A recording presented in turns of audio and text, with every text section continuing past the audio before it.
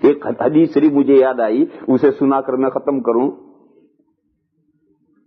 ایک صحابی ہیں حضرت بشیر, ان کے صاحبزادے ہیں حضرت نعمان, یہ بھی صحابی. یہ جو بڑے باپ ہیں حضرت بشیر, بوڑھے صحابی.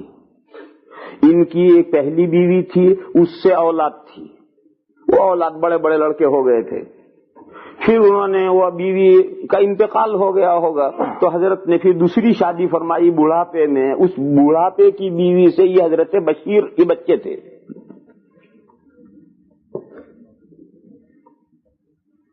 بیوی تھی جو بڑی سمجھدار تھی.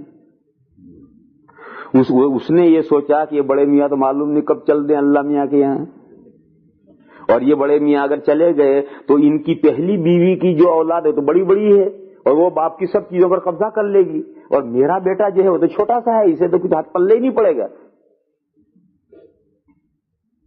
تو اس نے اپنے شوہر سے یہ کہا کہ تم میرے اس بچے کو نعمان کو کوئی ہدیہ دو, گفٹ دو. اور بڑھاپے کی بیوی, اس کا انفلوئنس بہت ہوتا ہے شوہر پر, اس کی بات ماننی پڑتی ہے شوہر کو, بڑھاپے کی بیوی کی بات ماننی پڑتی. تو اس نے کہا اور حضرت نے مان لیا. اور ان کے پاس میں ایک غلام تھا, اور کوئی بڑی جائیداد وائداد تو نہیں تھی, ایک غلام تھا. تو انہوں نے, بیوی نے کہا کہ یہ غلام میرے اس بیٹے کو ہبہ کر دو, بخشش کر دو. تو انہوں نے بخشش کر دیا. پھر اس عورت نے یہ سوچا کہ یہ تو بخشش تو بہرحال ہو گیا, لیکن کل کو یہ بڑے میاں اللہ میاں کے چلے گئے تو اب اس بخشش کو کون مانے گا؟ وہ بڑی اولاد ہے تو مانے گی نہیں. تو اس نے اپنے شوہر سے کہا کہ جاؤ حضور کو اور جا کر اس بخشش پر گواہ بنا کر آؤ. وہ کتنی سمجھدار ہے, وہ جانتی ہے کہ اگر یہ بڑے میاں اللہ میاں کے چلے گئے اور بعد میں جھگڑے کھڑے ہوئے تو جھگڑا جائے گا تو قاضی کے یہاں, تو قاضی ہی معاملے میں گواہ ہوگا, تو کیونکہ جھگڑا تو حضور کے پاس ہی جائے گا اور حضور کو ہی گواہ بنا رہی.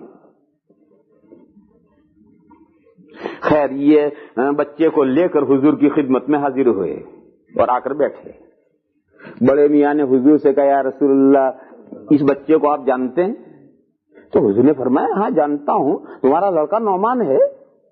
کہنے لگے جی ہاں یہ میرا لڑکا نعمان ہے, اور میں نے اسے یہ غلام بخشش کیا ہے اور اس پر میں آپ کو گواہ بنانے آیا ہوں. بس اس پر حضور کا ماتھا ٹھنکا کہ دنیا میں سبھی لوگ بخشیشیں کرتے ہیں, گفٹ بنا دیتے ہیں, اور کوئی کسی کو گواہ نہیں بناتا. یہی صاحب کیوں گواہ بنانے آئے؟ دال میں کچھ کالا معلوم ہوتا ہے. تو حضور نے ان سے پوچھا تمہاری اور بھی کوئی اولاد ہے؟ انہوں نے کہا کہ جی ہاں میرے اور بھی لڑکے ہیں پہلی بیوی سے. حضور نے فرمایا کہ تم نے اور اپنے سب اولاد کو اسی طرح سے ایک ایک غلام دیا ہے؟ نہیں. کہنے لگے نہ میں نے اور کو تو نہیں دیا, اسی کو دیا ہے. حضور نے فرمایا کہ اگر جب تم نے ایسا کیا ہے تو میں ظلم کا گواہ نہیں بنتا. لا اشہد علی جور, میں ظلم کا گواہ نہیں بنتا, جاؤ کسی اور کو گواہ بناؤ. دیکھو یہ بات بھی ظلم ہے. حضور نے فرمایا میں ظلم کا گواہ نہیں بنتا. تو آدمی اپنی اولاد میں کسی کو کچھ دے اور کسی کو محروم کر دے, کیوں؟ اس سے کوئی تعلق ہے یا اس کی ماں سے تعلق ہے, اس وجہ سے دے دے, یہ بھی ظلم کے تحت میں آتا. حضور نے فرمایا میں ظلم کا گواہ نہیں بنتا. چنانچہ علماء کرام نے یہ مسئلہ لکھا ہے کہ باپ کو اپنی ساری اولاد کو یکساں رکھنا چاہیے, اور جو کچھ اولاد کو دے انصاف کے ساتھ دے. کمی بیشی کر دے گا یہ ظلم ہو جائے گا. دیکھو یہاں مسئلہ بھی سمجھنا چاہیے. اولاد کو دینا برابری کی شکلیں الگ الگ ہیں. میں اپنی ہی مثال دوں, آپ کی مثال کیا دوں؟ مثلا میرے ہی 4-5 بچے ہیں مثال کے طور پر. ایک کی عمر 20 سال کی ہے, ایک 12 سال کا ہے, ایک 6 سال کا ہے, ایک 3 سال کا ہے, مثال کے طور پر. اب عید آئی, اب میں وہ 20 سال والے کو کرتا پاجامہ بنانے کے لیے 5 میٹر ہوگا تب اس کا سوٹ بنے گا. تو اب سب کو 5-5 میٹر دوں گا تو 2 سال والے کے تو 10 سوٹ بنیں گے. یہ انصاف نہیں ہوا. اور وہ 2 سال والا جو ہے اس کا 2 میٹر میں سوٹ بنے گا، وہ 2 میٹر اس 20 سال والے کو دوں تو 20 والے کو لنگی بنے گی، اس کا سوٹ نہیں بنے گا، اس کی لنگی بنے گی۔ لہذا انصاف کیا ہے؟ انصاف یہ ہے کہ 20 سال والے کا بھی جوڑا بنانا ہے، 12 سال والے کا بھی جوڑا بنانا ہے، 6 سال والے کا بھی جوڑا بنانا ہے، 2 سال والے کا بھی جوڑا بنانا ہے، یہ انصاف ہوگا۔ اب دیکھیں اس کے جوڑے میں کتنا کپڑا خرچ ہوا، اس کے جوڑے میں کتنا ہوا، اس کے جوڑے میں کتنا ہوا، اس کے جوڑے میں کیا ہوا، یہ سب گز اور میٹر دے کر ناپنا نہیں، ہر ایک کے لیے عید آئی ہے جوڑا بنایا میں نے، یہ انصاف ہوگا۔ اور مثال لو، میرے 2 لڑکے ہیں اور دونوں کی عمر ایک کی 20 سال کی، ایک کی 18 سال کی ہے، مگر 18 سال جو ہے وہ تاڑ جتنا لمبا ہے اور وہ 20 سال کا ہے، وہ ٹنگنا ہے، 3.5 فٹ کا ہے۔ اب میں عید کے دن جوڑا بناؤں گا تو اگر میں اس 3.5 فٹ والے کے اعتبار سے کپڑا لا کر دونوں کو برابر دوں گا تو لمبے والے کی تو لنگی بھی نہیں بنے گی، اور لمبے والے کے حساب سے لا کر دوں گا تو چھوٹے والے کے 2 جوڑے بن جائیں گے۔ یہ انصاف نہیں، جوڑا بنا، عید آئی ہے تو عید کا جوڑا بنانا ہے، یہ چھوٹے قد والے کو جتنا چاہیے یہ جوڑا ہے، اس کے والے کو وہ جوڑا ہے، یہ انصاف۔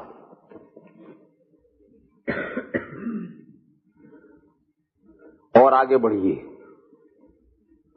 بچے بڑے ہو کر شادیاں وادیاں ہو کر کے لڑکے لڑکیاں ان کے گھر سیٹ ہو گئے، لڑکوں نے اپنے گھر الگ کر دیے، لڑکیاں اپنے اپنے گھر چلی گئی، اب میں دیتا ہوں، اب وہ جوڑے والی بات نہیں ہے۔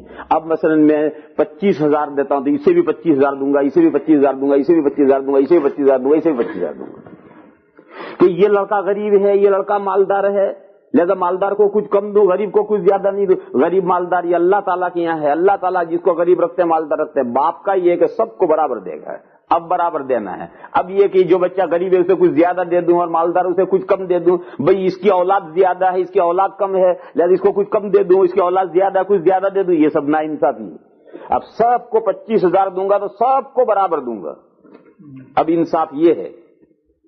اس میں لڑکا لڑکی کو بھی برابر دینا ہے، 25,000 لڑکے کو دوں گا تو لڑکی کو بھی 25,000 دوں گا، لڑکی کو بھی 25,000، اس کو بھی کم نہیں، یہ انصاف ہے۔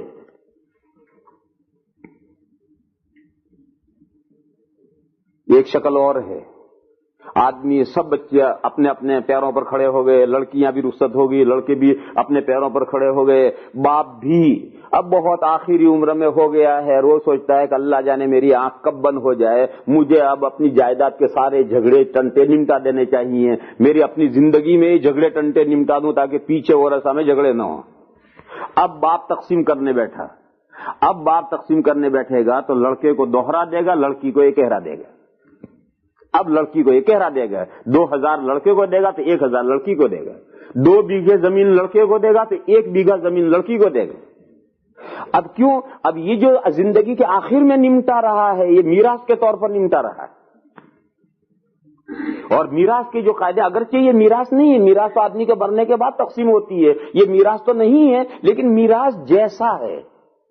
اور فقہا میں سے امام محمد علیہ الرحمہ کا یہ قول ہے کہ اب لڑکے کو دوہرا دے، لڑکے کو ایک اہرا دے۔ امام ابو یوسف علیہ الرحمہ تو فرماتے ہیں کہ نہیں، اب بھی لڑکے لڑکیوں کو برابر دو، یہ انصاف ہے۔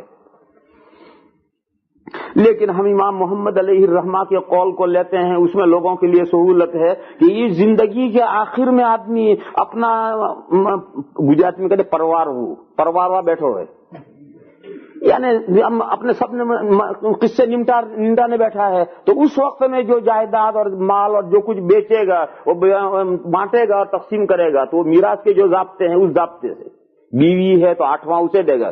لوگ یہاں غلطی کرتے ہیں کہ لڑکے لڑکیوں کو دے دیا اور بیوی کا تو نام ہی نہیں، وہ بیوی پیچھے کیا کرے گی، اس کا 8واں حصہ اسے ملے گا، 8واں اسے دو، لڑکوں کو لڑکوں کا حصہ دو، لڑکیوں کو لڑکیوں کا حصہ دو۔ غرض یہ انصاف کی مختلف شکلیں ہیں، موقع موقع سے اس کی شکلیں ہیں، یہ ان تمام شکلوں کا سامنے رکھ کر کے اولاد میں انصاف کرنا ہے۔ انصاف کرو گے تمام اولاد باپ کے ساتھ یکساں سلوک کرے گی، باپ نا انصافی کرے گا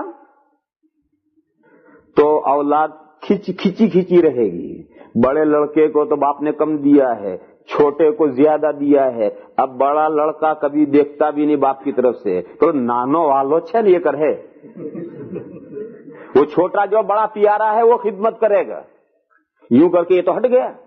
وہ چھوٹا سال 2 سال کرتا ہے پھر کہتا ہوں ایکلو کیم کروں, موٹو بھائی تو جو تو بھی نہیں, میں اکیلا یہ کیوں کروں, بڑا بھائی تو دیکھتا بھی نہیں. اب وہ چھوٹا بھی گیا. اب ابا چارپائی پر سڑ رہے ہیں, کوئی پوچھنے والا نہیں. بڑا یوں گیا, چھوٹا یوں گیا, ابا چارپائی پر سڑ رہے ہیں. یہ ناانصافی نے یہ دن دکھایا ہے.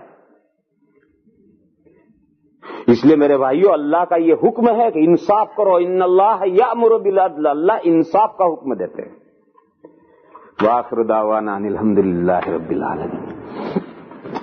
اللهم صل وسلم وبارك على سيدنا مولانا محمد وعلى آل سيدنا مولانا محمد بعدد من صلى الله وسلم.